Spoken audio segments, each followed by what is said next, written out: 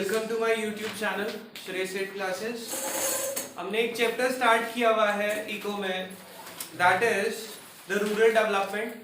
Rural development का मतलब आपको कल पिछली क्लास में समझाया था। क्या था उसमें? हमने पढ़ा था कि रूरल डेवलपमेंट क्या होता है।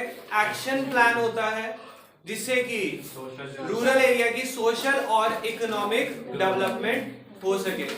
अब सोशल और इकोनॉमिक डेवलपमेंट के लिए गवर्नमेंट को कुछ चैलेंजेस फेस करने हैं, जिसमें कुछ लिंगरिंग चैलेंजेस हैं और कुछ हमारे इमर्जिंग चैलेंजेस हैं।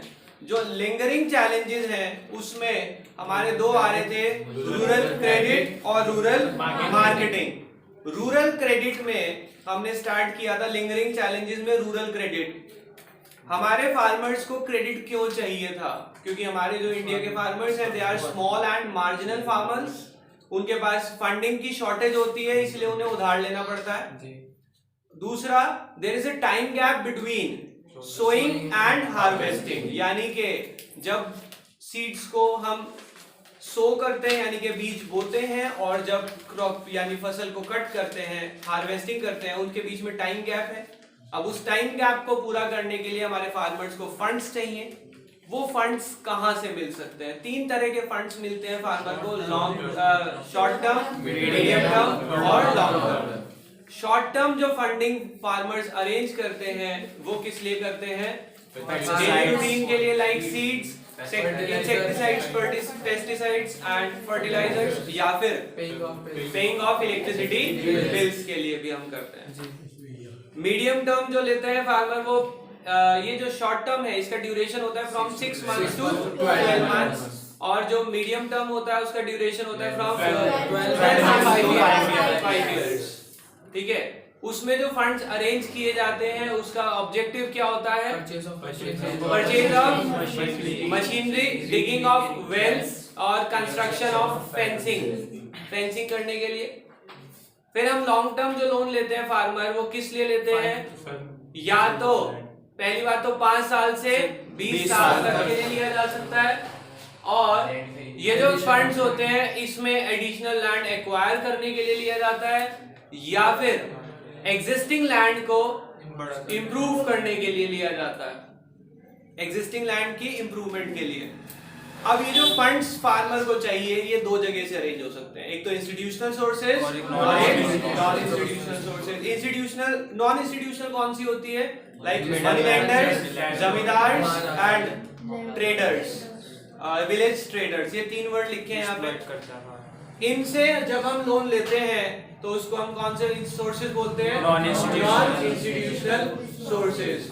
जो नॉन इंस्टीट्यूशनल सोर्सेज है, इंडिपेंडेंस के टाइम पे यानी कि फर्स्ट 5 ईयर प्लान में 93% लोन फार्मर ने नॉन इंस्टीट्यूशनल सोर्सेज से लिया हुआ था। और अब जो गवर्नमेंट ने फर्स्ट 5 ईयर प्लान में प्रमोट करा कि हम इंस्टीट्यूशनल सोर्सेज से फाइनेंस लेंगे। इंस्टीट्यूशनल सोर्सेज का मतलब जो गवर्नमेंट बॉडीज हैं, कोऑपरेटिव सोसाइटीज हैं, कमर्शियल बैंक्स हैं या रीजनल रूरल बैंक्स हैं। जब फर्स्ट 5 ईयर प्लान बना था तब इंस्टीट्यूशनल सोर्सेज की फंडिंग सिर्फ 7% थी, और आज वो मोर देन 66% फंडिंग वहां से हो रही है। इसमें हमने ये 3 पॉइंट पढ़ लिए थे कि सबसे पहला कहां से ले सकते हैं? कोऑपरेटिव सोसाइटी, दूसरा स्टेट बैंक, तीसरा RRB and land developmental banks. यानी कि इंस्टीट्यूशनल का 4th पॉइंट आज हम शुरू करेंगे, दैट इज नाबार्ड। नाबार्ड की फुल फॉर्म कई बार आ जाती है और मैंने पहले भी ये बात आपसे हाईलाइट करी थी। नाबार्ड में एन मतलब नेशनल नहीं होता, NA का मतलब नेशनल होता है। वहां पे शॉर्ट फॉर्म को कंप्लीट करने में प्रॉब्लम मत कर देना। आप क्या लिखने वाले? National agriculture bank for agriculture. तो इसलिए NA का मतलब है national bank for agriculture and rural development. ठीक है, तो NA complete stands for national. तो पढ़ते हैं। अच्छा, एक बार बताएंगे, किसी बच्चे को पता है कि नाबार्ड क्या है? ये एग्रीकल्चर को प्रमोट करने के लिए यानी कि एग्रीकल्चरिस्ट को लोन दिलाने के लिए सबसे टॉप मोस्ट बॉडी है। जैसे कमर्शियल बैंक्स की टॉप मोस्ट बॉडी होती है कौन सी? RBI।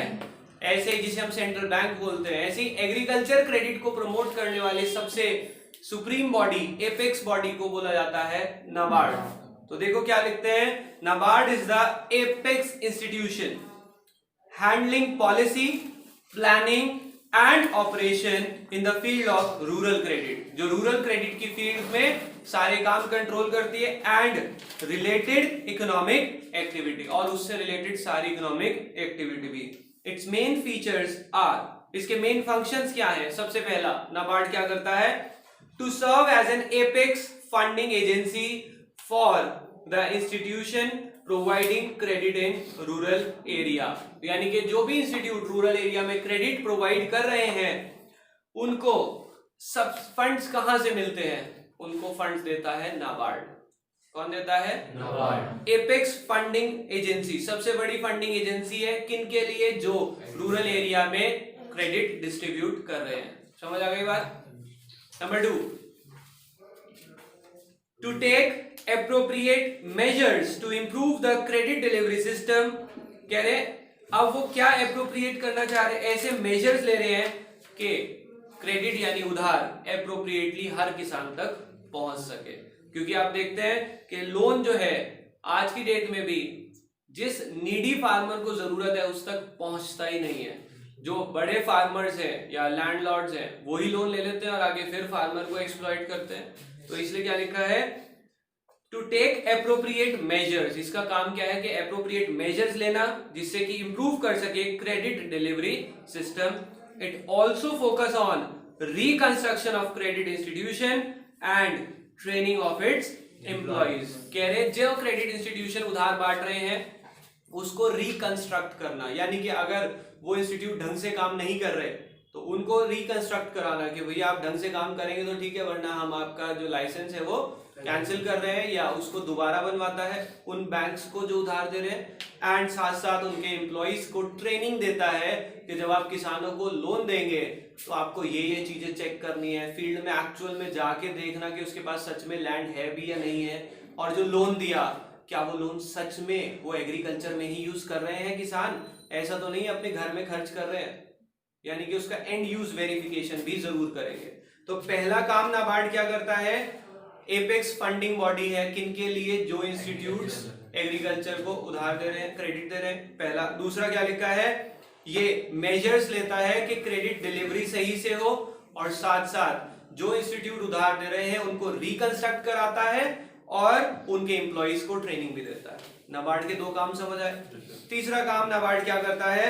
To coordinate the rural financing activity of all credit institution by maintaining balance with the central government, state government, RBI and other institutions।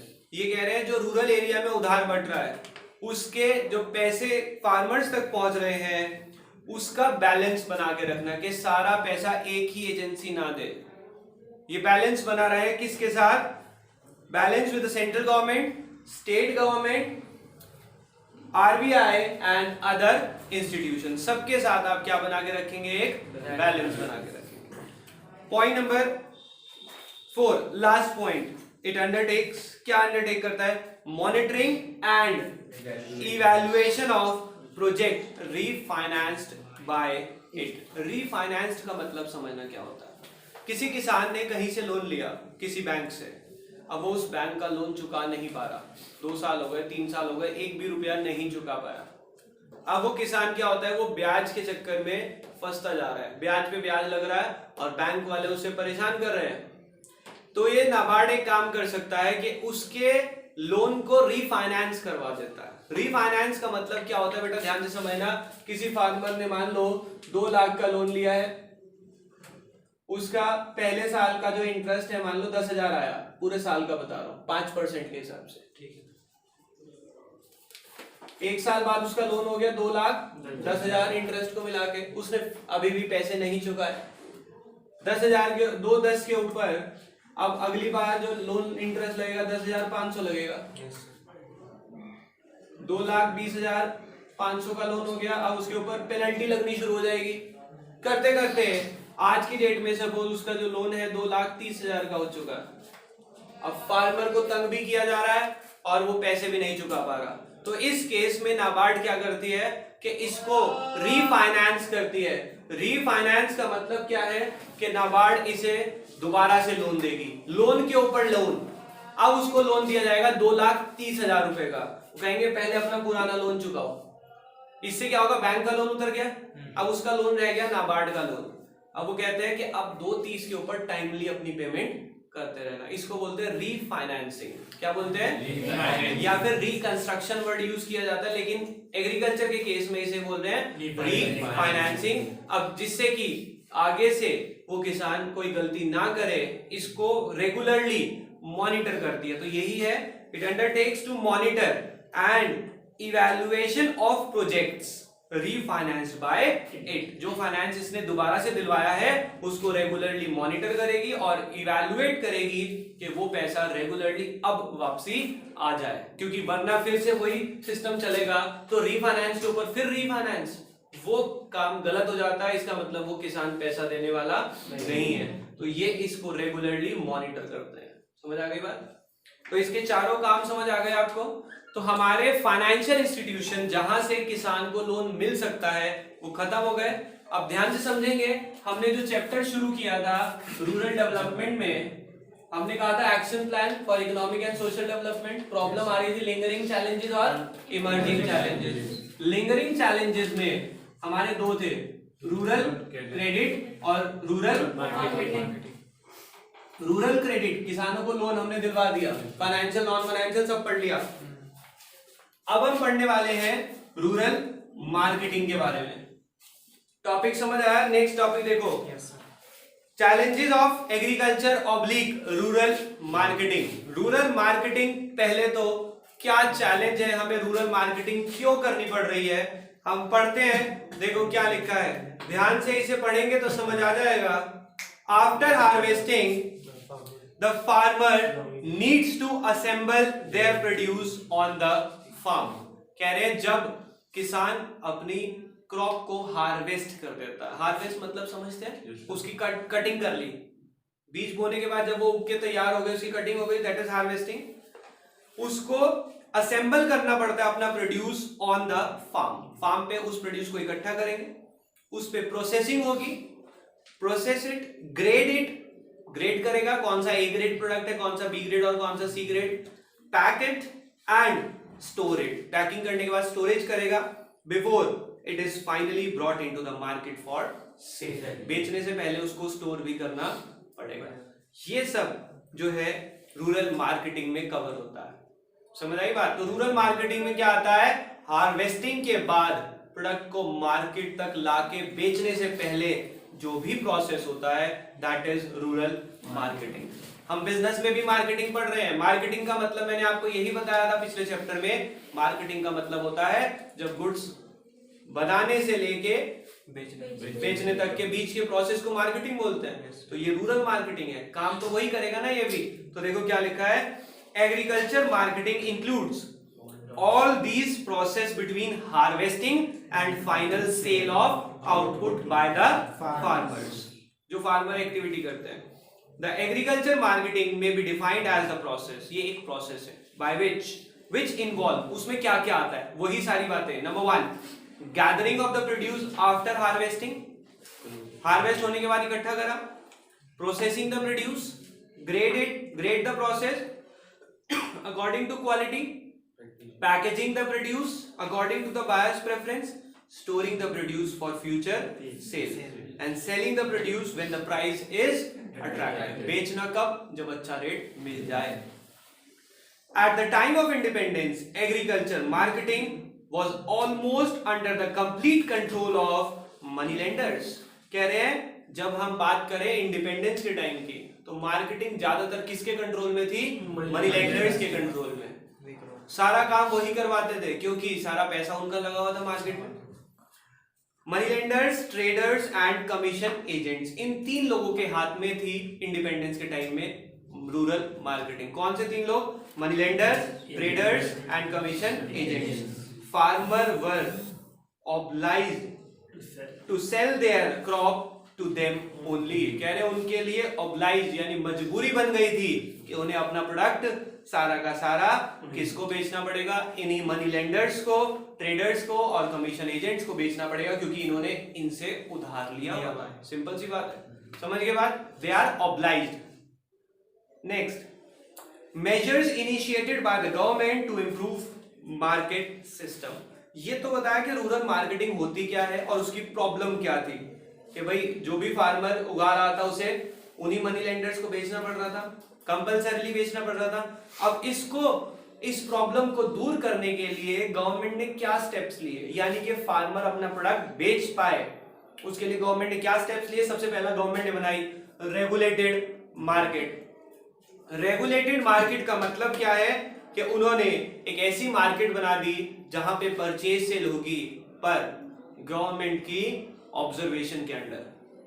वहां पे एक ऐसी मार्केट होगी जहां पे 3 रिप्रेजेंटेटिव होंगे, एक तो फार्मर का जो बेचना चाहता है, एक ट्रेडर जो खरीदना चाहता है, और तीसरा कौन होगा? गवर्नमेंट होगी। गवर्नमेंट कहेगी मेरे सामने होगी डीलिंग, अब देखते हैं कौन किससे फ्रॉड कर रहा है, सही रेट मिलना चाहिए। तो देखो क्या लिखा है, regulated market have been established where sale and purchase of produce is monitored by the market committee. कह रहे सेल और परचेज कौन मॉनिटर करने वाला है? Market committee. विच इंक्लूड्स, उसमें कौन कौन होगा? Representative of government, farmers and the trader. तीनों का एक एक रिप्रेजेंटेटिव होगा जो देखेगा कि क्या ट्रेड चल रहा है। क्लियर हो गई बात? Next, cooperative agriculture marketing society. Government ने क्या करा, आपको मैंने बताया था कोऑपरेटिव सोसाइटी क्या होती है, जब कुछ लोग मिलके एक सोसाइटी बना ले कि हम अपने मेंबर्स को ही फायदा करेंगे। किसको फायदा करेंगे? एग्जांपल बताया था आपको, क्रेडिट कोऑपरेटिव सोसाइटी भी पढ़ा हमने उसी में। ऐसे ही कोऑपरेटिव एग्रीकल्चरल मार्केटिंग सोसाइटी, इसमें कौन से लोग मेंबर होंगे? जो अपने एग्रीकल्चर प्रोड्यूस की मार्केटिंग करना चाहते हैं, वो सब इसके मेंबर बनेंगे और ये सोसाइटी अपने मेंबर्स को हेल्प करेगी कैसे? उनके प्रोडक्ट को बेचने में। देखो क्या लिखते हैं, the government is encouraging, government आपको एनकरेज यानी मोटिवेट कर रही है क्या? The formation of cooperative agricultural society, कि आप अपनी एक सोसाइटी बना ले जहां पे आप कोऑपरेटिव एग्रीकल्चर मार्केटिंग सोसाइटी में अपने प्रोडक्ट को मार्केट कर सके। As the member of this society,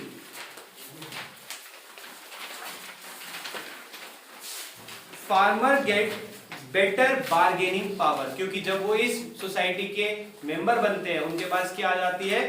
bargaining power, as well as better price for their produce through collective sale, क्योंकि वो अब इकट्ठा सेल कर पाएंगे तो उनके पास बार्गेनिंग पावर आएगी और वो अच्छे रेट पे बेच पाएंगे। समझ रहे हैं आप ऐसा क्यों हो रहा है? देखो हमारे फार्मर के साथ सबसे बड़ी प्रॉब्लम जो है, they are small and marginal farmer. वो मार्केट में बेचने जाते थे, पहले भी एग्जांपल दिया, उनके पास सिर्फ मान लो 1000 किलो पोटैटोज या टमाटोज है, वो बेचने जाएंगे, जो खरीदने आएगा उनसे मंडी के आड़ती जो खरीदते हैं वो क्या करते हैं? उसने कहा कि सर आज देखो मैं आपको बताऊं, अगर हम ऑनियंस की बात करें, ऑनियंस का मार्केट रेट है 60 रुपीज पर केजी। फार्मर ने कहा, उससे फार्मर के पास 1000 केजी ऑनियन था, फार्मर ने कहा कि सर आड़ती को कि मैं भैया आपको 30 रुपए पर केजी दे दूंगा। उसने कहा भैया 30 का कोई हिसाब नहीं है, कितना है? 1000 किलो, 20,000 रुपये पकड़ो 20 रुपए के हिसाब से। अब जो किसान होगा, फार्मर होगा, वो क्या कहेगा? भाई अगर मैं छोटा फार्मर हूँ, अगर और कोई ना आया तो ये प्याज 4 दिन में सड़ के खराब हो जाएगी, बदबू मारने लग जाएगी, इसको बेचना ही है, तो क्या करेगा? 20 रुपए के हिसाब से बेच देगा। और मार्केट रेट है 60 रुपए, सारा फायदा कौन उठाने वाला है? वो आड़ती है। तो फार्मर्स को प्रॉब्लम क्या आ रही? They are small and marginal farmer. तो गवर्नमेंट ने उनको प्रमोट किया, मोटिवेट किया कि यार अपनी सोसाइटी बनाओ, जितने भी छोटे छोटे फार्मर्स हैं मिल जाओ। अब मिल के क्या होगा? 1000 किलो वाले अगर 20 फार्मर मिल गए तो 20,000 किलो हो गया आपके पास। अब कोई छोटा फार्मर मार्केट में है नहीं जो आड़ती खरीदने आएगा, उसके पास ऑप्शन नहीं होगा। Now you have the bargaining power. अब आप कहो कि भैया ये रेट देना तो ठीक है, वरना जाओ आगे देख लो कहीं से मिलेगा क्या, क्योंकि आपको पता है कहीं से मिलने वाला नहीं।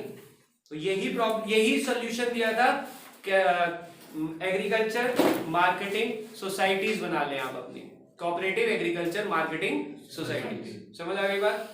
पहला गवर्नमेंट ने रेगुलेटेड मार्केट दी, दूसरा agriculture cooperative marketing societies.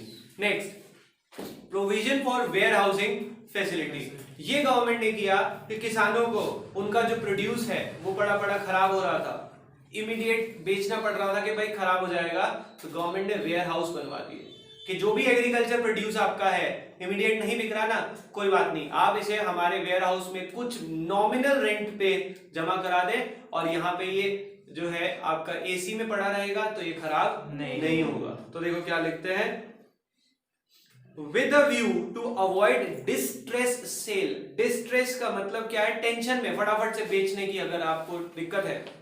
With a view to avoid distress sale government is offering warehousing facility to the farmer.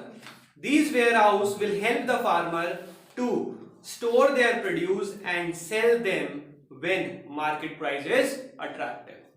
कह रहे हैं उसे स्टोर कर लो और बेचो कब, जब प्राइस अट्रैक्टिव अच्छा प्राइस मिले तब बेचना, वरना मत बेचना, रखे रहने दो। नेक्स्ट सब्सिडाइज्ड ट्रांसपोर्ट, गवर्नमेंट ने एक और काम किया मार्केट अच्छी प्रोवाइड करने के लिए कि भाई रूरल एरिया में तो किसानों को मार्केट मिल नहीं रही, तो उन्होंने क्या कहा कि आप एक काम करें, अपने प्रोडक्ट का जो अपने जो प्रोडक्शन है उसे रेलवे के थ्रू शहरों के मार्केट में लेके आओ, हम आपसे जो रेंट लेंगे बहुत कम ले लेंगे। ठीक है, तो देखो ये subsidised transport, railways are offering subsidised transport facility to the farmer to bring their produce to the urban market where they can get a better deal, कि आप अपना प्रोडक्ट अर्बन मार्केट में लेके आए where you can get a better deal. Next point number 5, क्या करा government ने, MSP policy लगाई। बेटा ये मैं पॉलिसी आपको पहले भी पढ़ा चुका हूं, MSP policy minimum support price. किसानों को गवर्नमेंट ने क्या कहा था कि आपकी जितनी कॉस्ट आ रही है, आपको पोटैटोज या टोमेटोज जो आपने ग्रो करे, आपकी अगर मान लो कॉस्ट आ रही है 8 रुपीज या 10 रुपीज पर केजी, उसमें गवर्नमेंट ने क्या कहा, कॉस्ट 10 है, उसमें कुछ नॉमिनल मार्जिन जोड़ लो 5% या 10%, 10.5 या 11 रुपए गवर्नमेंट ने रेट फिक्स किया। कह रहे इससे नीचे अगर कोई खरीदे तो मत देना इस रेट पे, तो गवर्नमेंट कह रही हम ही ले लेंगे। तो उन्होंने मिनिमम सपोर्ट प्राइस फिक्स कर दिया जिससे कि फार्मर का नुकसान ना हो सके। अदरवाइज ये जो एक्सप्लॉयटेशन हो रही थी, मैंने कहा 30 वाला प्रोडक्ट को कितने में मांग रहे थे, 20 में, वो बचाने के लिए गवर्नमेंट ने क्या बनाई, एक मिनिमम सपोर्ट प्राइस पॉलिसी। देखो क्या लिखते हैं, MSP policy is the important step initiated by the government to improve agricultural marketing system. Marketing को बचाने के लिए एक अच्छा स्टेप है जो गवर्नमेंट ने लिया। It is an assurance to the farmer, ये फार्मर को एक अश्योरेंस, एक गारंटी दे रहा है क्या, that their produce will be purchased by the government at the specified price, कि उनका प्रोडक्ट जो है गवर्नमेंट ही खरीद लेगी इस रेट पे, तो अगर कोई इससे भी ज्यादा तंग कर रहा है तो आप इस रेट पे गवर्नमेंट को ही बेच दें। Clear? Next dissemination of information. बेटा इसकी ये 2 लाइंस तो ऊपर से यहीं से पढ़ेंगे, बाकी जो लाइन है वो दूसरी तरफ क्रॉस करके लिखी हुई है, तो ध्यान से पहले समझते हैं क्या ये डिसेमिनेशन ऑफ इंफॉर्मेशन। कह रहे गवर्नमेंट ने ना काफी सारी ऐसी सोशल मीडिया लॉन्च करी जो डेली बेस पे आपके प्रोडक्ट का क्या प्राइस, मार्केट प्राइस चल रहा है, उसकी इंफॉर्मेशन आप तक पहुंचा दे।